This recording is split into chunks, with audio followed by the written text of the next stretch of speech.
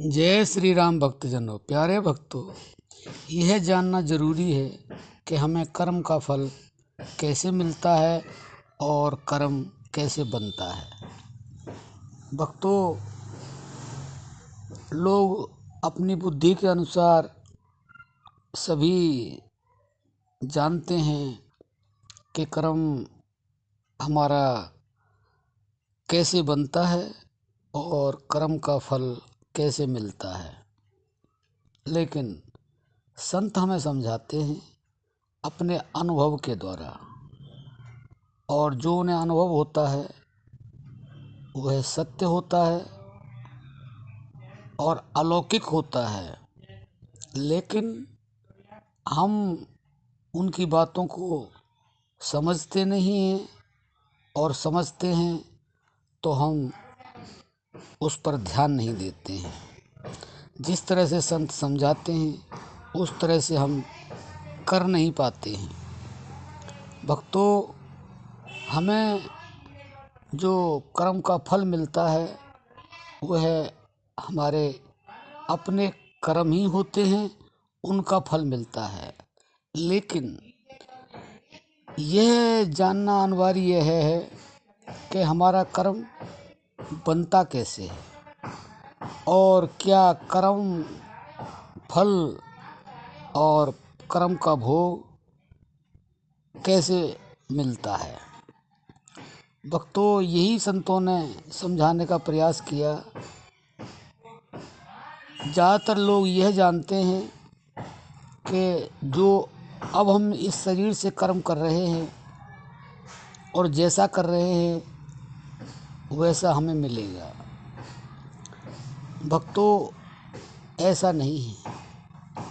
संत यह समझाते हैं कि जो हम इस शरीर से भोग रहे हैं, जो इस शरीर से कर्म कर रहे हैं, वह हमारा प्रारब्ध है, वह हमारा संचित कर्म है। जो इस शरीर से हम इंद्रियों से भोग रहे हैं वह हमारा पुराना किया हुआ कर्म है।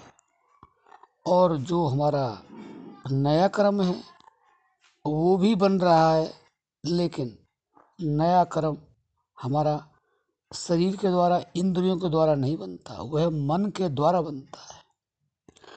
भक्तों, जैसा हम सोचते हैं, चाहे किसी भी समय सोचें,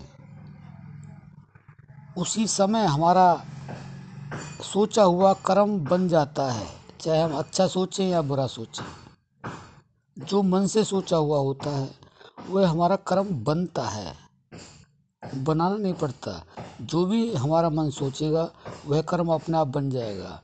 और हमारे जो अंदर परमात्मा रूपी जो शक्ति है वह उसे नोट करती है। वो ऑटोमेटिक प्रक्रिया है कि जो हमारा मन सोचता है उसी समय हमारा कर्म लिख दिया जाता है। और लेकिन हम समझ ही नहीं पाते कि हमने जो सोचा वह कर्म लिखा गया।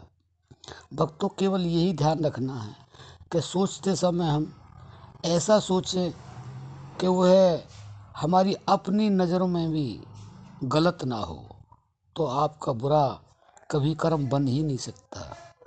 क्योंकि हर इंसान एक समय में दो कार्य करता है। वह कर्म अपना भोग भी रहा है और कर्म बना भी रहा है। मन में जो विचार आता है वह कर्म बनता है, और शरीर से जो कर रहा है वह उसको पिछले कर्म को जो मन के द्वारा बनाया गया था उसे भोग रहा है। तो भक्तों, केवल और केवल आप यह सोच लें कि हमें जो कर्म का फल मिलता है वो इस तरह का ही मिलता है जो हम सोच लेते हैं। लेकिन सोचते समय हम यह ध्यान नहीं करते कि हम क्या सोच रहे हैं, गलत सोच रहे हैं या सही सोच रहे हैं।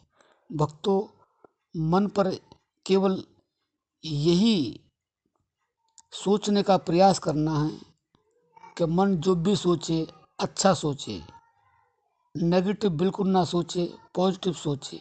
तो आपके अगले जीवन में जो भी आप से कर्म होगा शरीर से, वो अपने आप शुभ होगा, अशुभ होगा ही नहीं। मन शुभ भी सोचता है और अशुभ भी, हम ध्यान नहीं देते हैं। इसलिए आप का कर्म कैसे बनता है ये आप समझ गए होंगे। ये मन के विचार से कर्म बनता है, और कर्म का फल जो है वह हमारे विचार से सोचे हुए शरीर के द्वारा मिलता है। तो भक्तों, आशा करते हैं कि आप अपने मन में विचार जब भी आए, आप पॉजिटिव विचार अपने मन में रखें, नेगेटिव विचार को तुरंत डिलीट कर दें। अब प्रश्न ये आता है कि बुरे विचार को डिलीट कैसे करें। यह आपको अभ्यास करना होगा कि मन क्या क्या विचार कर रहा है। क्योंकि कभी आप किसी से प्रेम करते हैं, किसी से लड़ाई झगड़ा करते हैं, तो जैसा भी आप कर रहे हैं वह तो आपका पुराना जो कर्म है वह उसको आप भोग रहे हैं। लेकिन उसमें से उस कर्म को करते समय जो आपका विचार बना, समझ लो वही कर्म बन गया। थोड़ा यह समझना कठिन है, लेकिन आप ध्यान से वीडियो सुनेंगे और समझेंगे, क्योंकि केवल और केवल मन के विचार से ही हमारे कर्म बनते हैं। कर्म जो हम कर रहे हैं शरीर से, इंद्रियों से, वह कर्म का भुगतान हो रहा है। लेकिन उस समय, जिस समय हम शरीर से और इंद्रियों से भुगतान कर रहे हैं, उस समय मन क्या विचार ले रहा है।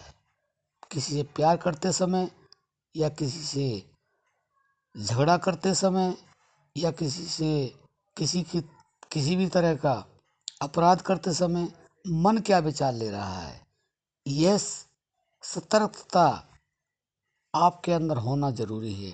तो आप कभी भी अपने मन के विचार के द्वारा अपने कर्म को बिगड़ने नहीं देंगे। संतों का हमारे प्रति यही संदेश है और यही उपदेश है। केवल अपने विचारों पर, मन के विचारों पर सतर्क रहें कि मन ने किस समय क्या विचार लिया। अगर गलत विचार लिया है तो उसको उसी समय डिलीट कर दें और परमात्मा से प्रार्थना करें, हे परमात्मा, मैंने ये जो मन से विचार लिया है उसके लिए मैं क्षमा याचना करता हूँ।